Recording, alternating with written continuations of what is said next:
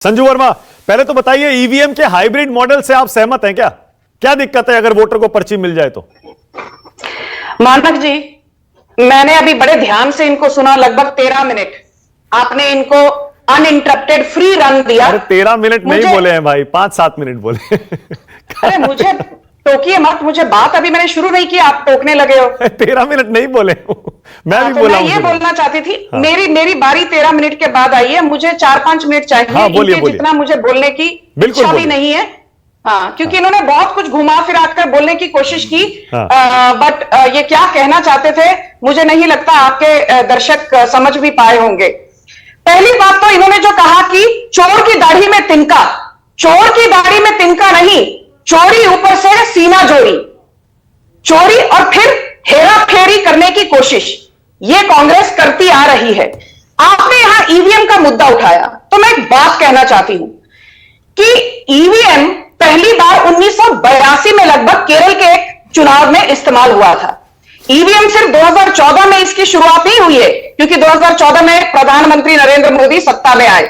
दूसरी बात, यह कई महामानव कह चुके हैं जो एक्सपर्ट्स हैं टेक्नोलॉजिकली, उन्होंने कहा है कि ईवीएम को हैक नहीं किया जाता, ना ईवीएम को मैनिपुलेट किया जा सकता है, ना हैक किया जा सकता है, क्योंकि ईवीएम एक स्टैंडअलोन मशीन है।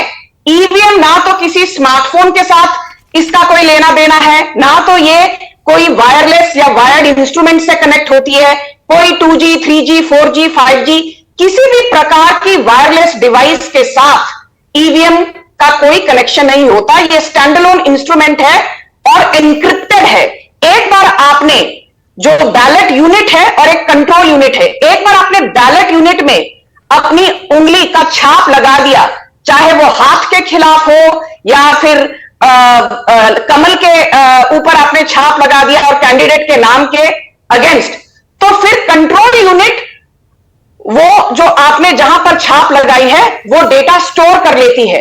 और एक बार आपके नाम से डेटा स्टोर हो जाता है कि मानव गुप्ता जी ने कांग्रेस को वोट दे दिया, या संजू वर्मा ने बीजेपी को वोट दे दिया, या हर्षवर्धन त्रिपाठी जी ने बीजेपी को वोट दे दिया, तो वो कंट्रोल यूनिट एक बार डेटा स्टोर कर लेती है तो वो डेटा एन्क्रिप्ट हो जाता है और उसको रीराइट कर पाना नामुमकिन ही नहीं, मुश्किल भी है, नामुमकिन भी है। दूसरी बात, ये जो कहते हैं लोकतंत्र का चीरहरण हो गया, क्यों भाई? फरवरी 2002 में गुजरात के दंगे हुए थे, 20 सालों तक आपने नरेंद्र मोदी को कटघरे में खड़ा किया। सुप्रीम कोर्ट ने जून 2022 में नरेंद्र मोदी को क्लीन चिट देते हुए कहा there was no criminal conspiracy on the part of Narendra Modi in the Gujarat riots. पर आप आज भी नरेंद्र मोदी को कटघरे में खड़ा करने से चूकते नहीं। आपको फिर और एक किस्सा सुनाती हूं। नवंबर 26, 2005 सोहराबुद्दीन शेख की हत्या हुई थी। 13 साल तक अमित शाह को आप लोगों ने कटघरे में खड़ा किया। 2016 में बंबई हाईकोर्ट और फिर 2018 में सुप्रीम कोर्ट ने कहा Amit Shah was not involve in Sohrabuddin sheikhs murder. पर आज भी कई डिबेटों में जब मैं बैठती हूं, भाजपा की राष्ट्रीय प्रवक्ता होने के नाते अमित शाह पर लांछन लगाए जाते हैं। फिर बात करते हैं दिसंबर 1992 बाबरी मस्जिद का जो तहस नहस हुआ। अब वो तहस नहस सही था गलत था इस पर मैं नहीं जाऊंगी, पर 28 सालों तक 2020 में सुप्रीम कोर्ट ने क्लीन चिट दिया उमा भारती, मुरली मनोहर जोशी, एलके अडवाणी और कल्याण सिंह। पर 1992 से लेकर 2020 तक 28 सालों तक आपने एलके अडवाणी, उमा भारती को कटघरे में खड़ा किया। तब लोकतंत्र का चीरहरण नहीं हुआ, तब संविधान का चीरहरण नहीं हुआ।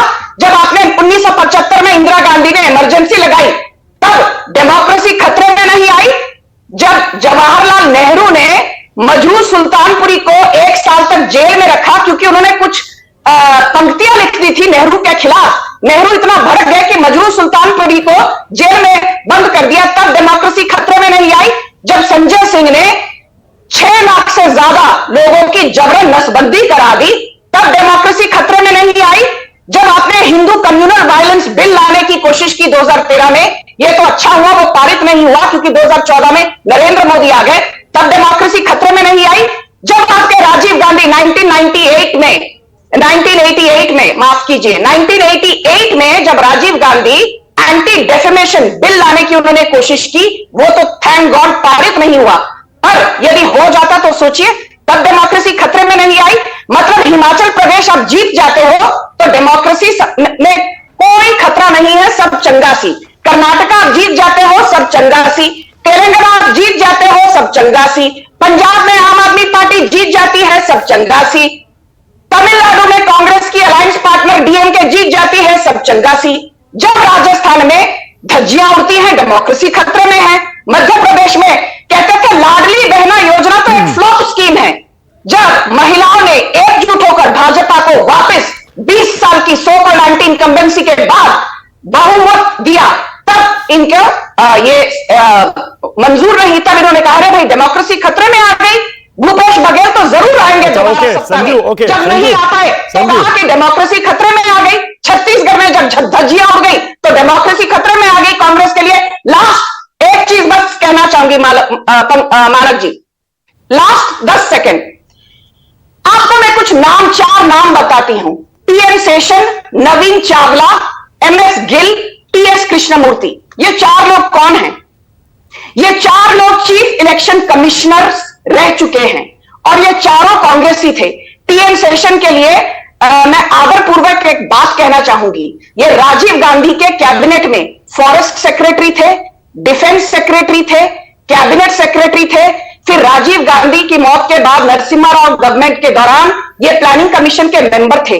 पर हमने तो नहीं कहा कभी कि टीएन शेषन एक कांग्रेसी थे और उस वक्त डेमोक्रेसी खतरे में आ गई। हमने तो कभी नहीं कहा कि एमएस गिल जो चीफ इलेक्शन कमिश्नर थे वो तो कांग्रेसी थे और कई चुनाव उनके नाक के नीचे हुए हैं। हमने तो नहीं कहा डेमोक्रेसी खतरे में है। नवीन चावला के नाक के नीचे कई कांग्रेस के चुनाव हुए हैं जब कांग्रेस जीती। हमने तो नहीं कहा कि नवीन चावला के चलते डेमोक्रेसी खतरे में है। टीएस कृष्णमूर्ति जब चीफ इलेक्शन कमिश्नर थे, कई चुनाव हुए जहां कांग्रेस जीती और बीजेपी को हार देखनी पड़ी। हमने तो कभी नहीं कहा ओके ऑलराइट, अब रुकिए संजू एक सेकंड। ओके ठीक है, पॉइंट टेकन, ऑलराइट। आपने थोड़ी देर पहले कहा कि मानक जी ने कांग्रेस को वोट दिया। अपनी हंसी नहीं, मैं अपनी हंसी नहीं रोक पाया। आपने ये कैसे मान लिया? अतुल लोंडे पाटिल और मेरा रिश्ता आपने ये कैसे बना दिया?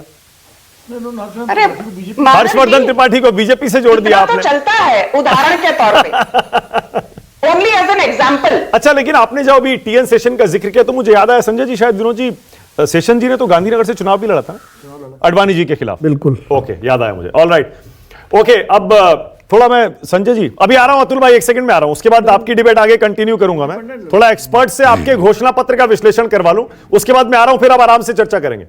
अभी टाइम है, रखिए, फिर वो तू मैं शुरू। रुकिए ना एक सेकंड प्लीज, आप अतुल भाई प्लीज मेरी बात मान लीजिए, रुक जाइए एक सेकंड, रुक जाइए। 3 यहां एक्सपर्ट्स बैठे हैं, उनकी राय सुन लेते हैं, उसके बाद आता हूं मैं।